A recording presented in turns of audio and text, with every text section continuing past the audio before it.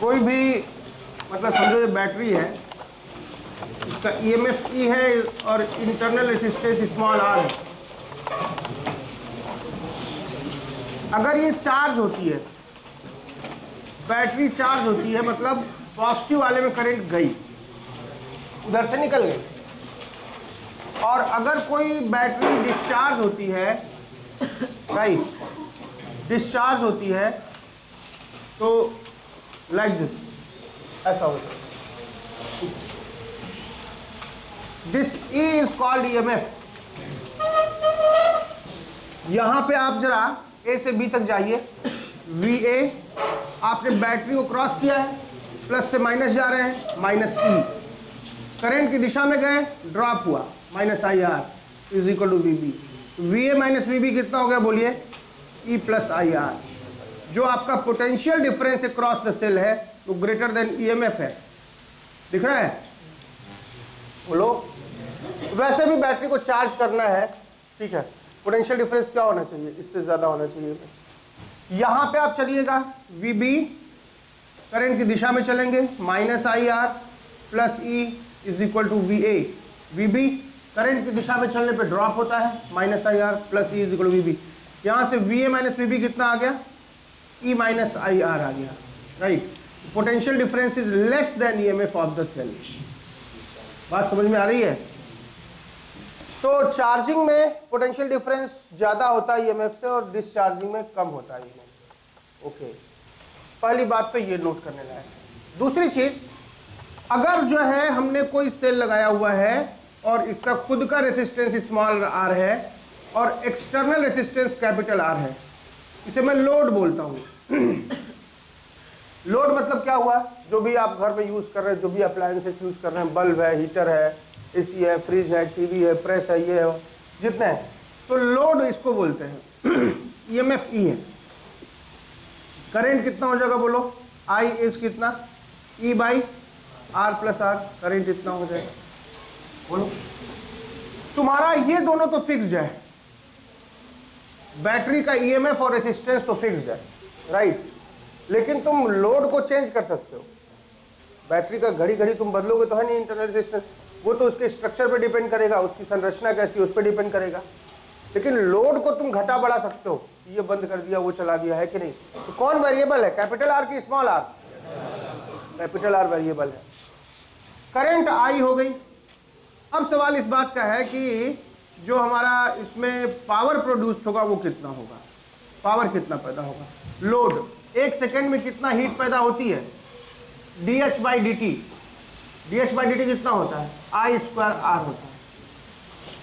बोलो, इसी को पावर बोलते हैं। तो पावर कितना जनरेट हुआ? I की जगह ये रखो, E स्क्वायर बाई क्या? R प्लस R का whole square into capital R। Power को मैक्सिमा होना है, ठीक है, मैक्सिमा होना है तो ये वाली पूरी चीज को डिफरेंशिएट करना पड़ेगा। D by D R of क्या? R by R plus R का स्क्वायर, ठीक है। आप डिफरेंशिएट करिएगा, सॉल्व करने पे आएगा small r is equal to capital R। मैं सॉल्व नहीं कर रहा हूँ, डिफरेंशिएशन तुमसे बढ़िया कौन जानता है? बोलो, स्मॉल r इज r हुआ? बोलो, सॉरी, ये हुआ capital R is equal to small r। तुम करोगे ये क्या बात है? अरे भैया ये ना वेरिएबल था। जब एक्सटर्नल लोड की वैल्यू कितनी हो गई? इंटरनल रेजिस्टेंस के बराबर हो गई, उस वक्त आपका क्या हुआ? पावर मैक्सिमा हो गया। उस वक्त करंट देखिए कितना हो रही है, करंट कितनी हो गई? E by 2R। और पावर कितना हो गया बताइए? E स्क्वायर इंटू R कितना हो गया? E square by 4R। तो करंट आपकी इतनी हो गई और पावर आपका इतना हो गया, ठीक है। क्या जब करंट मैक्सिमा था तब पावर मैक्सिमा हुआ क्या? नहीं। आप क्या करिए, इसको और कम और कम, लोड को जितना कम कर दोगे करंट उतनी ज्यादा बढ़ जाएगी। यहां ख्याल रखना, this is not maxima, it is not I max, but it is power max. Generally एक भ्रम पैदा होता है कि जब करंट मैक्सिमम होगी तो क्या हो जाएगा? पावर भी मैक्सिमा होगा। लेकिन यहां पे करंट मैक्सिमा नहीं है। एक्सटर्नल रेसिस्टेंस की वैल्यू अगर आप स्मॉल r से भी कम रख देंगे तो करंट तो ज्यादा होगी ना भाई। ये जो सिचुएशन है किसको डिफरेंशिएट करने से निकली है? पावर को डिफरेंशिएट करने से निकली है। तो पावर मैक्सिमा होगा और आई मैक्सिमा नहीं होगा उसमें, राइट। आप ग्राफ ड्रॉ करिएगा अगर पावर का कैपिटल आर के साथ, तो कुछ ऐसा आएगा like this. Small R, capital R की वैल्यू जब स्मॉल आर के बराबर होगी तो पावर मैक्सिमा होगा। कितना होगा? E²/4r। बात समझ में आई? This is called maximum power transfer theorem. Maximum power transfer theorem ये कहता है कि पावर को मैक्सिमा होने के लिए स्मॉल आर को क्या होना चाहिए, सॉरी कैपिटल आर को क्या होना चाहिए? स्मॉल आर के बराबर होना चाहिए। बात समझ में आई? ओके। अब समझिए दूसरी बात तो ये हो गई पावर की। तीसरी चीज, अगर मेरे पास कुछ सेल्स हैं ऐसे कनेक्टेड है, ई आर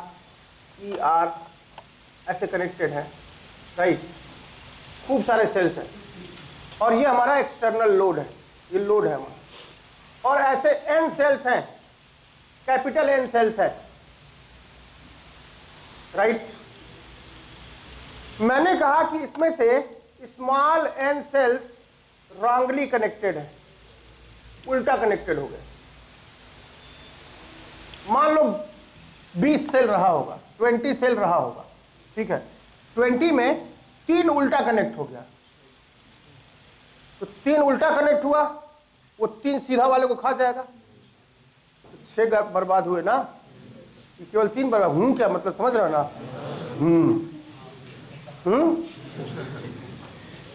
एन सेल्स अगर रॉन्गली कनेक्टेड थे तो एन सीधे, एन उल्टे वाले, स्मॉल एन उल्टे वाले स्मॉल एन सीधे वाले को खा जाएंगे। तो इफेक्टिव कितना हुआ भाई?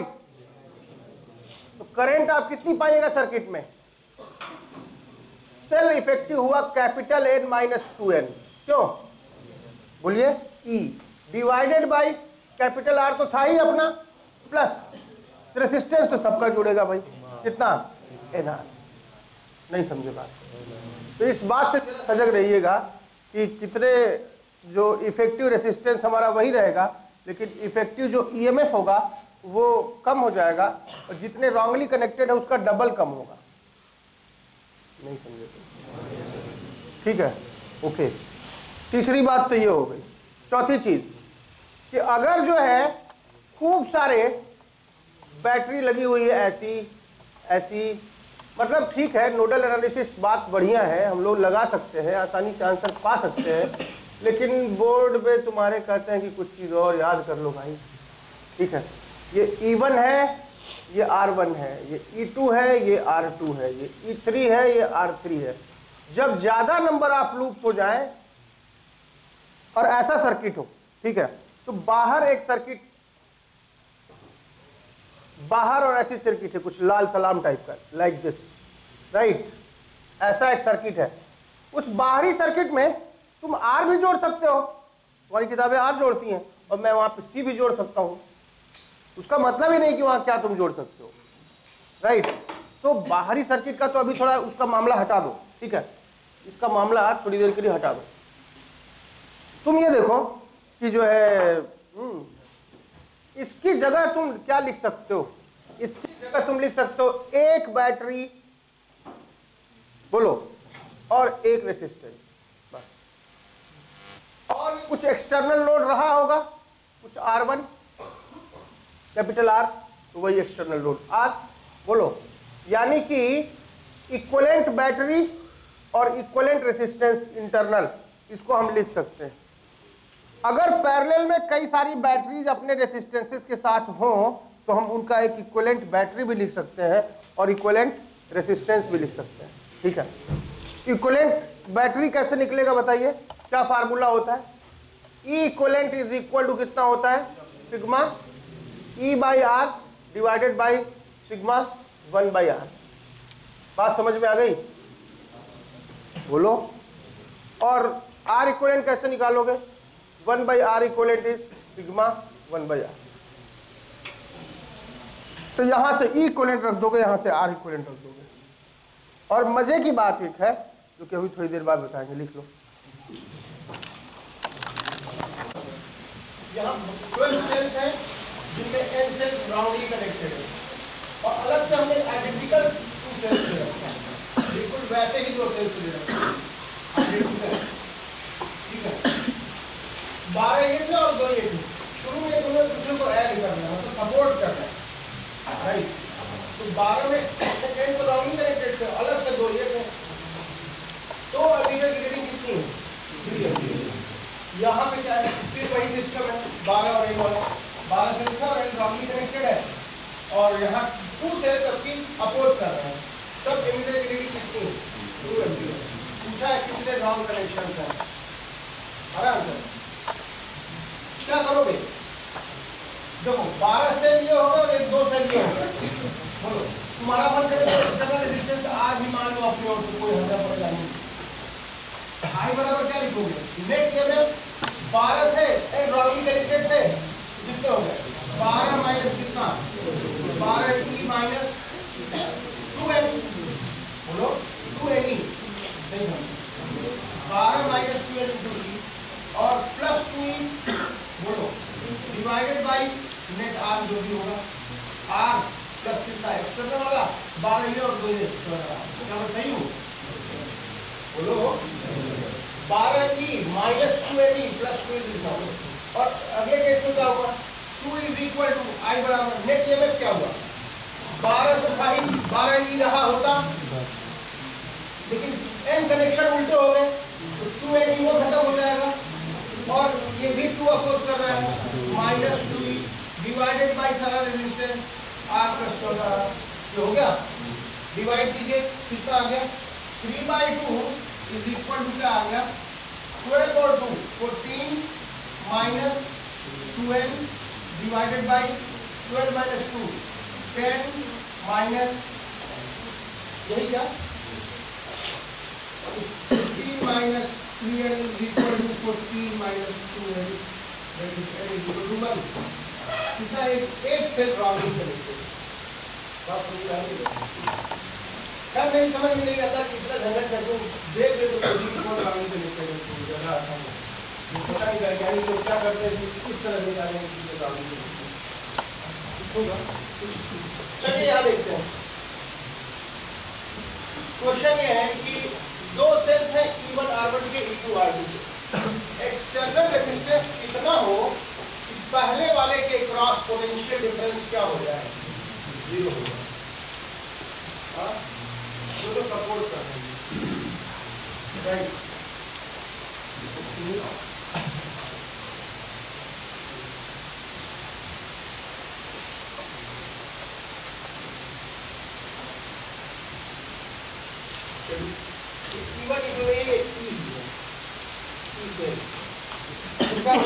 करेंट तो मिल आपका, करेंट कितना हो जाएगा तुरंत?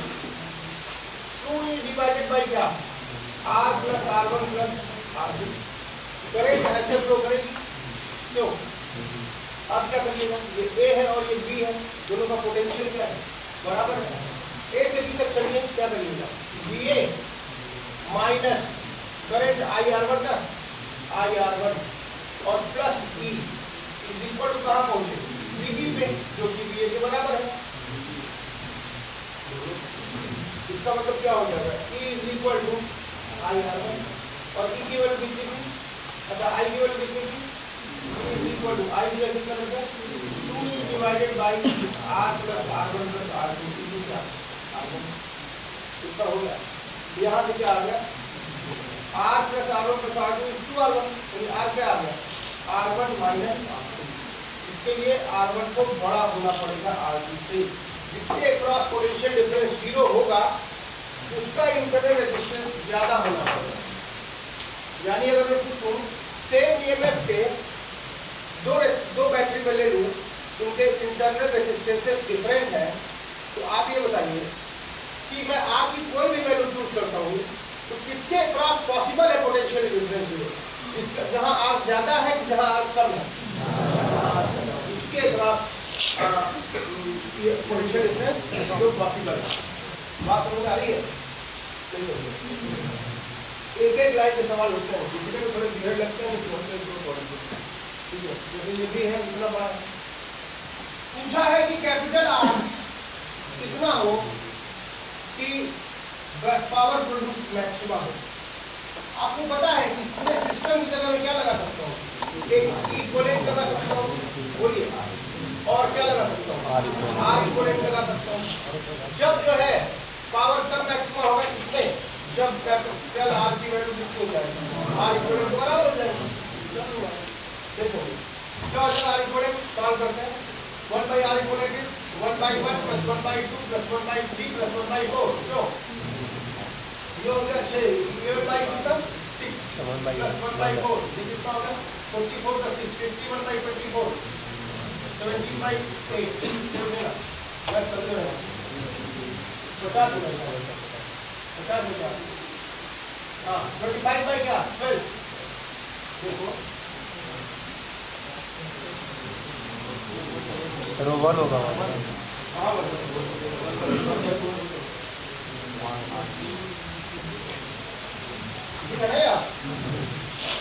आर इक्विवेलेंट कितना हो गया 12/25 आर।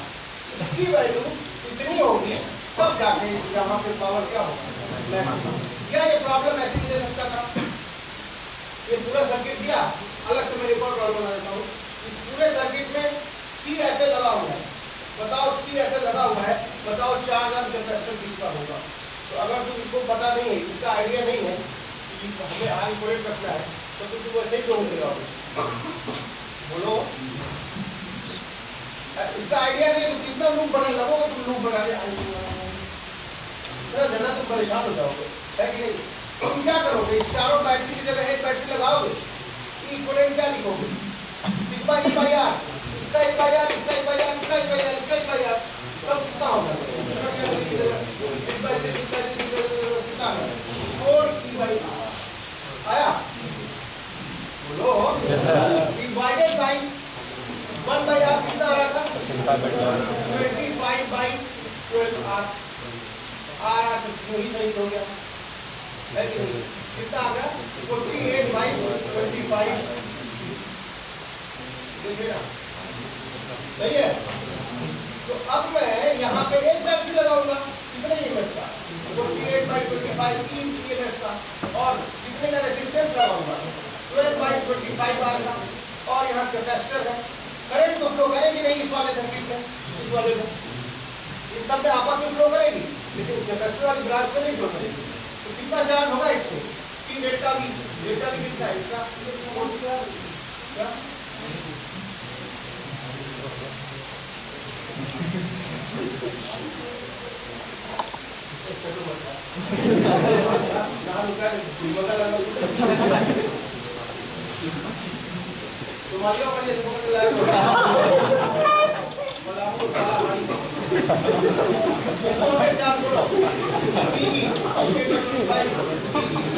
क्या चार्ज होगा इस कैपेसिटर में। इस प्रॉब्लम के सॉल्यूशन के लिए हमको ई नहीं निकालना पड़ा, आर नहीं डालना पड़ा, और इसके सॉल्यूशन के लिए आर नहीं निकालना पड़ा, ई नहीं डालना। कोई जरूरी थोड़ी है कि हर बार ई निकालो और आर निकालो, कोई महूरत थोड़ी है कि नहीं। कहाँ स्क्वायर आ जाएगा यहाँ पे,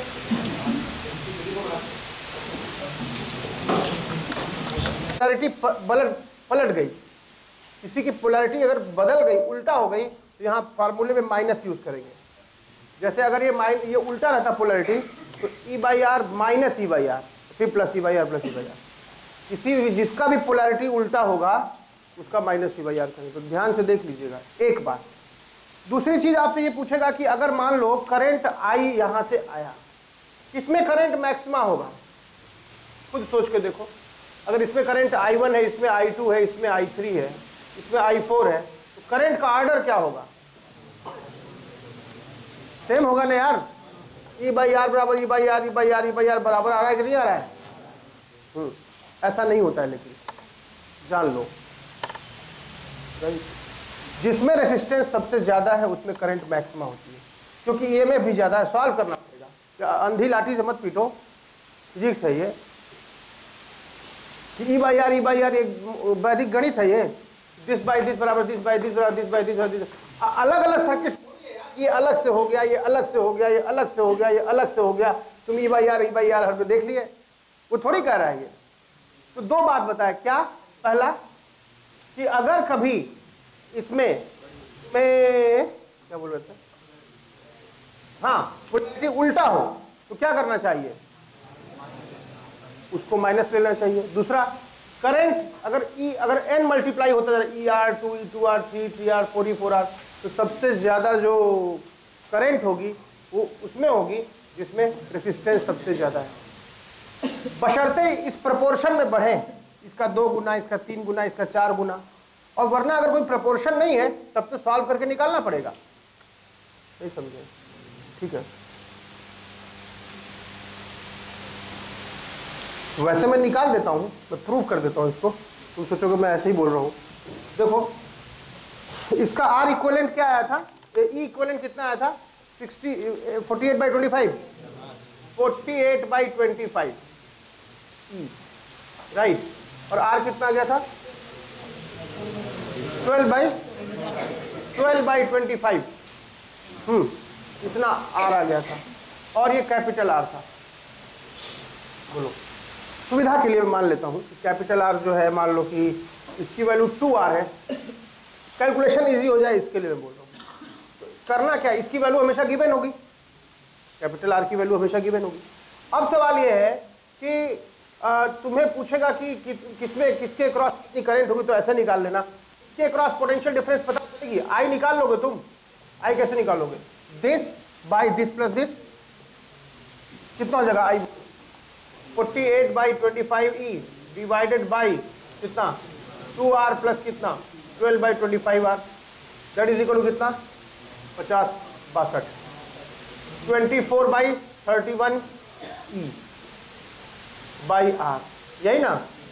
इतनी करंट हो गई, तो इसके क्रॉस पोटेंशियल डिफरेंस कितना हो गया, डेल्टा V कितना हो गया, इस बाहर वाले के I इंटू 2R, बोलो 24/31 into E/2R into 2R, cut गया वो, तो क्या आ गया 48/31E, इतने का पोटेंशियल डिफरेंस मिल गया हमको।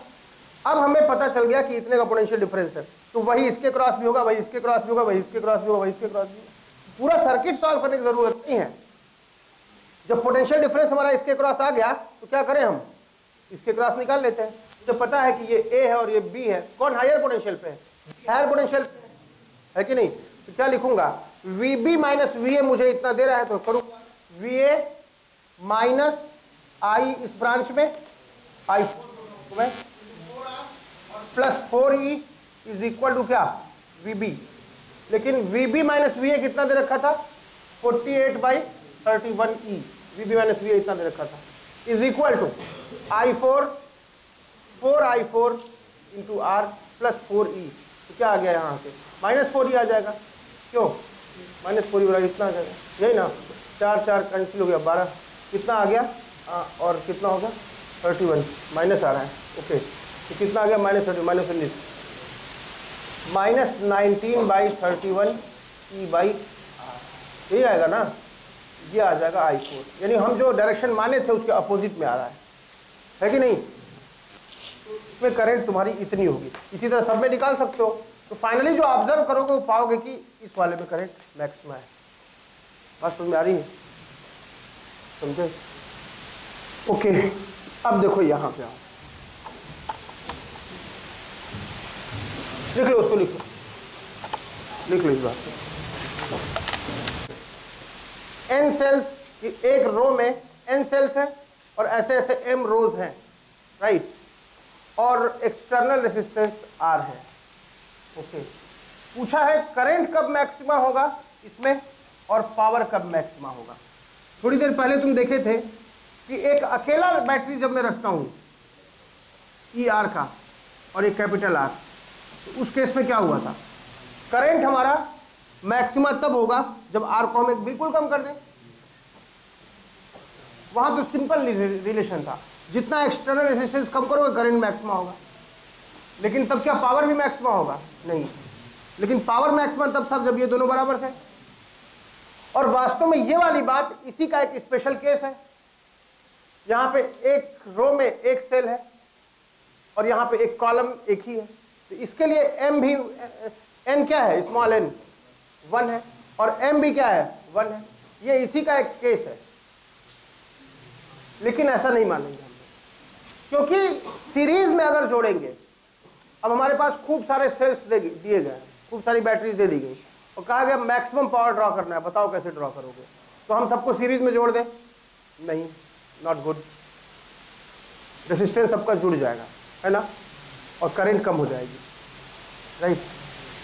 सबको पैरेलल में जोड़ दें, वहां भी दिक्कत होती है। यानी सीरीज और पैरेलल में क्या होता है ना कि करंट की मैक्सिमा की कंडीशन दूसरी होती है और पावर के मैक्सिमा की कंडीशन दूसरी होती है, इसीलिए हम लोग मिक्स्ड ग्रुपिंग करते हैं, कुछ सीरीज में और कुछ पैरेलल में। इस वाले केस में करंट भी तभी मैक्सिमा होती है जब पावर मैक्सिमा होती है। क्या यहाँ आई मैक्सिमा और पावर मैक्सिमा सिनोनिम है क्या? नहीं, पैरेलल में भी ऐसा नहीं होगा, लेकिन इसीलिए प्रिफर करते हैं हम लोग किस चीज को, मिक्स्ड ग्रुपिंग को प्रिफर करते हैं, ठीक है। चलिए कुछ कुछ मैं डिस्कस करता हूं, ठीक है। कितना हो जाएगा अपना, इसकी जगह इकट्ठा क्या लिख सकते हो तुम बोलो? एनी, एनी लिख सकते हो ना, एनी और कितना एनआर लिख सकते हो ना यार। और ऐसे ऐसे कई सारे हैं, जब सबको जोड़ोगे तो क्या आ जाएगा बोलो? सिग्मा दिस इंटू सिग्मा, ऐसे करोगे ना, एन ई एन आर, फिर N E N R, N E N R, ऐसा एम बार करोगे तो क्या हो जाएगा? ई इक्वलेंट, बताओ। Sigma E by R, this by R, this by R, this by R, this by R, ऐसा कितनी बार?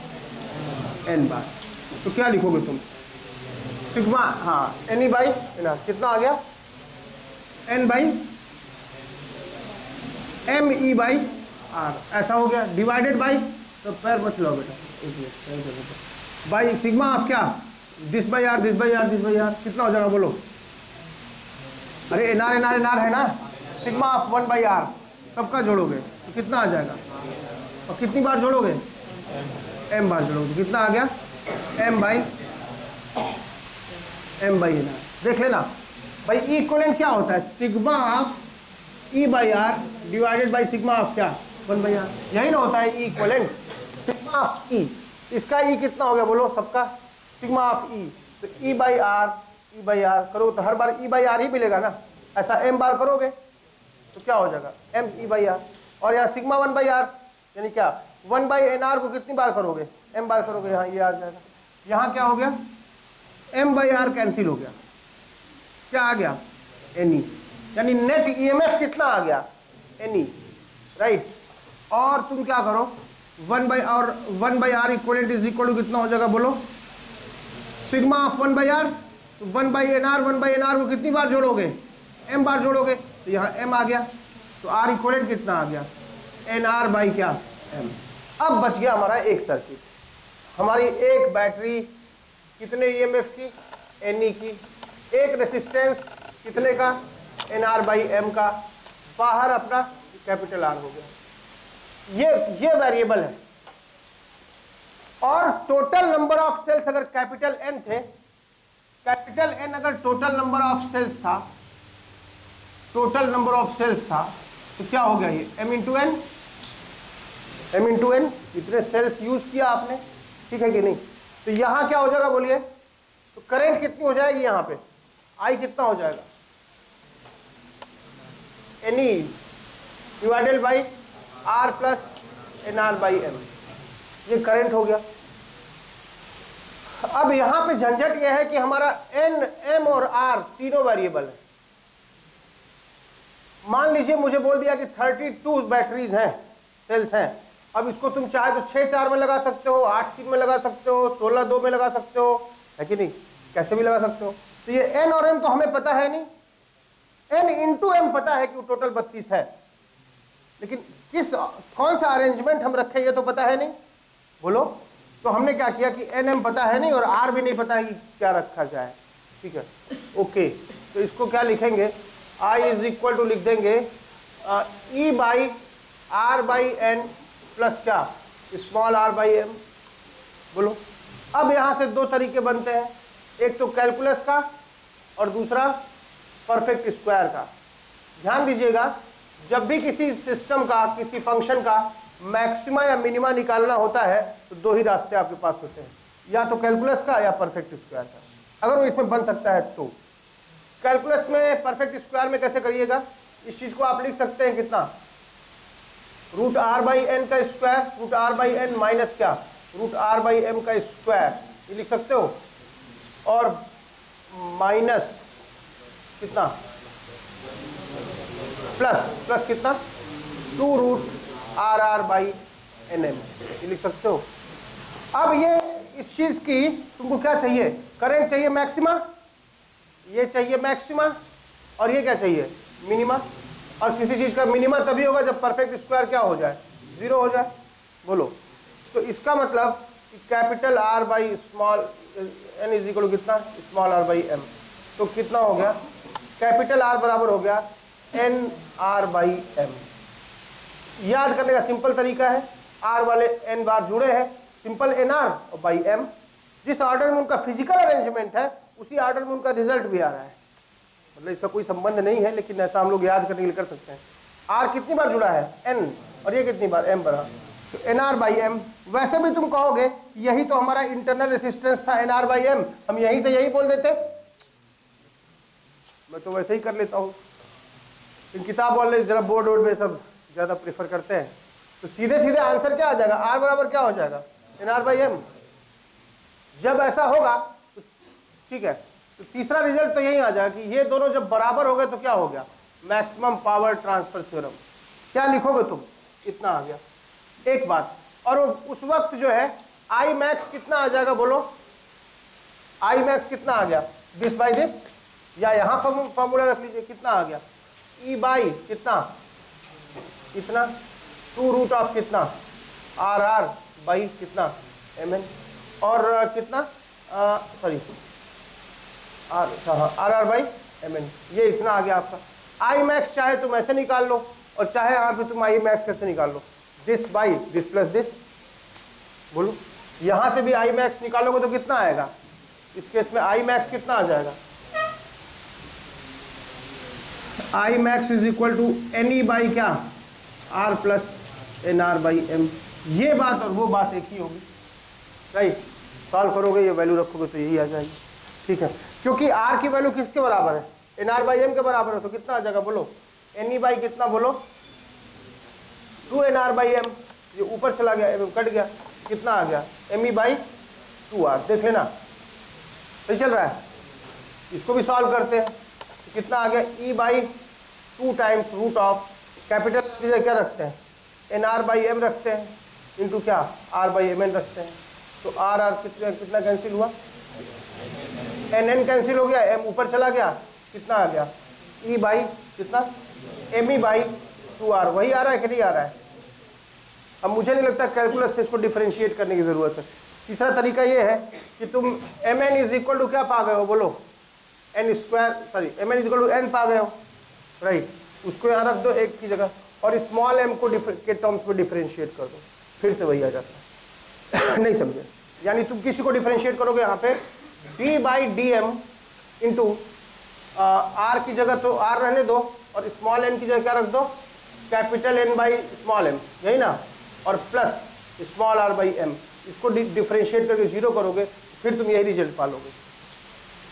बोलो, तो चाहे तो मैक्सिमम पावर ट्रांसफर थ्योरम लगा लो, चाहे स्क्वायर से करो, चाहे कैलकुलस से करो, मुझे तो लगता है यही ठीक बात है कि नहीं।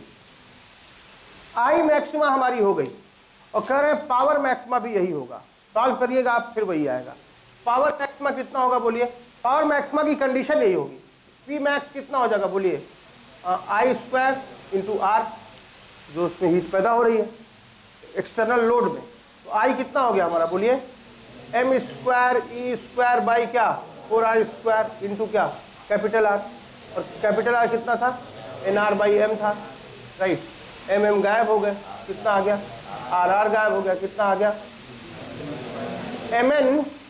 MN इंटू क्या E स्क्वायर बाई 4R। और ये क्या था, total number of cells, right. तो बात घूम फिर के देखो वही है, राइट।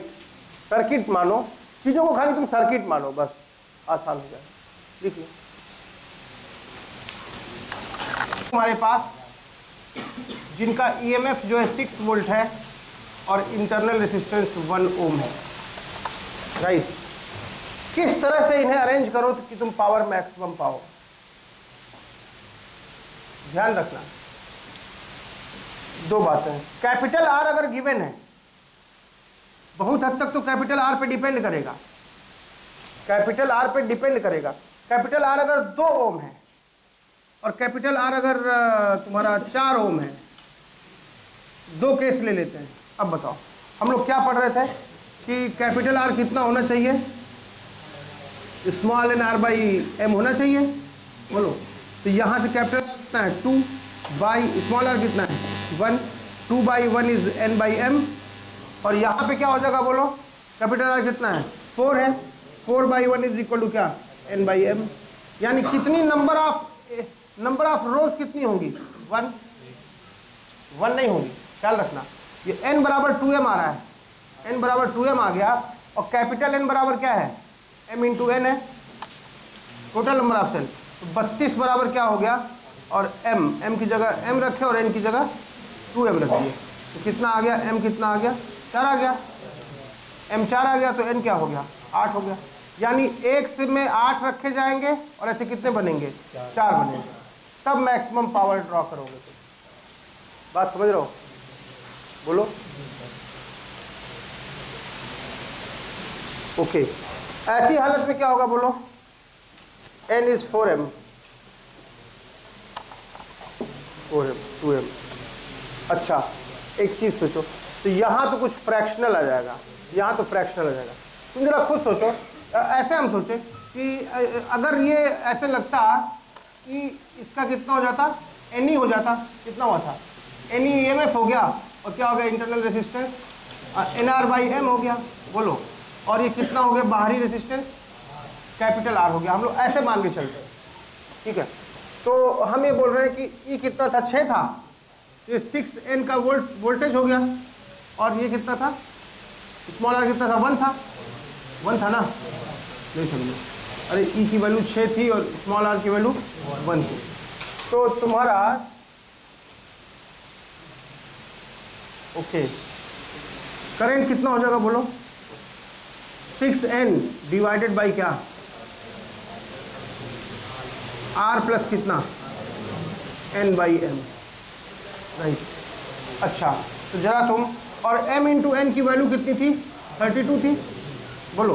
तो क्या करता हूँ कि कैपिटल R तो हमारे लिए अननोन है, ये N को नीचे ले आता हूँ, ये बन जाएगा, यहाँ 1 बच गया, और इसको मैं N की जगह क्या लिख दूँ 32 बाई M रख दूँ, तो कितना आ गया R बाई N की जगह 32 बाई M रख दूँ, प्लस कितना 1 बाई M, यही ना। तो यहाँ से डिफ्रेंशिएट करोगे इसको, तो कितना आ जाएगा, इसको मैक्सिमा होने के लिए ये 6 बाई इतना था ना, इसको मैक्सिमा होने के लिए डिफ्रेंशिएट करोगे, कितना हो जाएगा R बाई 32M, बोलो। R बाई 32M की वैल्यू तो 1 हो गई, और माइनस क्या -1 by M square is equal to 0।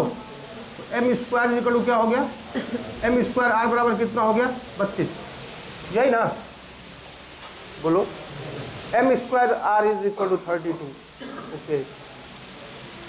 और रेशियो हम लोग एक चीज़ और सोच सकते हैं यहाँ पे, मतलब ना हम लोग जो इस बात बोल रहे हैं कि पावर मैक्सिमा के लिए ये दोनों बराबर होनी चाहिए, तब तो तुम बोलते कि यार इसकी वैल्यू जो है N बाई एम की वैल्यू, मतलब N बाई एम की वैल्यू तुरंत कितनी हो जाए R के बराबर हो जाए, बोलो।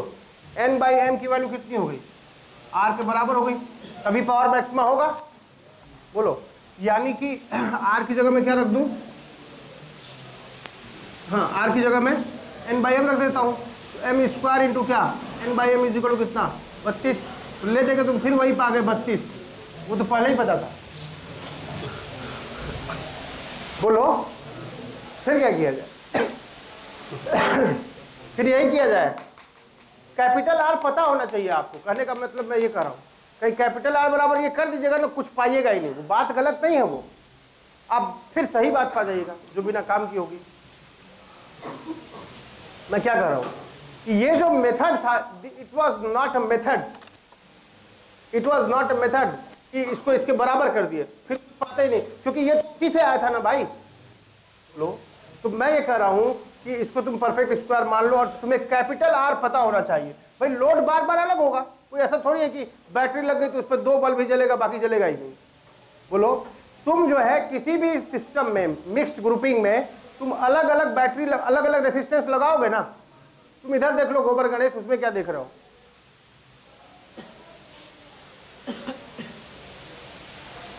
ये आर वेरिएबल होगा ना भाई, बोलो, कभी आर 2 ओम होगा, कभी 6 ओम होगा, कभी 4 ओम होगा, यानी कि ये आर जैसे जैसे हमारा बदलेगा वैसे वैसे हमारा ये अरेंजमेंट भी बदलना पड़ेगा।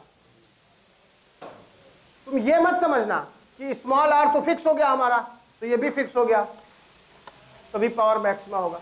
हम ये कह रहे हैं कि वो अलग बात थी, वो बिल्कुल अलग बात है कि अगर एक सेल है ई और आर का, एक्सटर्नल कैपिटल आर है, तो उस सेल में हम आर को वेरी करा दें, आर को वेरी करा दें और मैक्सिमम करंट तब पाएंगे, सॉरी मैक्सिमम पावर तब पाएंगे जब ये दोनों बराबर होंगे। लेकिन हाँ, यहां पे दूसरी बात कर रहा है, ये कह रहा है कि आर वेरिएबल नहीं है, आर भी ये नहीं कि आर की कोई भी वैल्यू चूज कर लेंगे, आर की वैल्यू 4 होगी, 8 होगी, 10 होगी, 20 होगी, ये गिवन होगा और आर डिसाइड करेगा कि रैंडमली आप maximum power of the efficiency आप मैक्सिमा नहीं कर रहे हैं, इस पर्टिकुलर आर को फिक्स रखते हुए आप मैक्सिमम पावर पाइए। तो यहां ये मनमानी नहीं चलेगी कि ये बराबर इसे कर दिया भाई, कल को ये कितना ओम हो गया, मान लो आर अगर कुछ ऐसा कर देता हूं कि कुछ 4 हो गया ना, कुछ इसको ऐसा करो कि मान लो आर इक्वल टू के ओम हो गया, के ओम हो गया, राइट। तो एन बराबर क्या हो गया बोलो, तो इतना हो गया, कैपिटल आर बराबर इतना हो गया ना, एन आर बाई एम, बोलो। तो यहां से क्या लिखोगे तुम, कैपिटल एन बराबर लिखोगे ना स्मॉल एम इंटू एन, और एम एन की जगह क्या लिखोगे बोलो, के एम, तो के एम स्क्वायर बराबर 32, बोलो ऐसा लिखोगे। मान लो m की वैल्यू अगर 4 हो गई, 4 नहीं होगी 8, रूट में नहीं आ जाए, मतलब वैसे एक ही अरेंजमेंट होगा क्योंकि यहाँ इंटीजर आएगा नहीं, n को 1 लोगे तभी इंटीजर आएगा, 2 लोगे तब सॉरी k की वैल्यू 2 लोगे तब ये 16 आ जाएगा, तब ठीक है। 3 पे तो जैसे वो कुछ फ्रैक्शनल आ जाएगा, 4 पे देखो 8 आ जाएगा, फ्रैक्शनल आ जाएगा, 5 होगा नहीं, 6 होगा नहीं, मतलब वैल्यू तो वो एक ही होगी। लेकिन मैं ये कह रहा हूं ना कि कैपिटल आर तुमको गिवन होगा प्रॉब्लम में और उसी से ये निकालना पड़ेगा। इस तरह उस पर्टिकुलर आर के लिए आप पावर चेक कर रहे हैं, यहां पे आर वेरिएबल था, यहां पे आप पूरे सर्किट में कितना ये पावर डिलीवर कर रहा है इसकी बात कर रहे हैं। यहां हम आज 2 ओम लगाए, कल को कुछ और लगा दिए, परसों कुछ और लगा दिए, है कि नहीं। तो ये बात आपको पता रहे कि capital R is equal to कितना होना चाहिए, एन आर बाई एम, ये गिवन होगा। ठीक है, चलिए फिर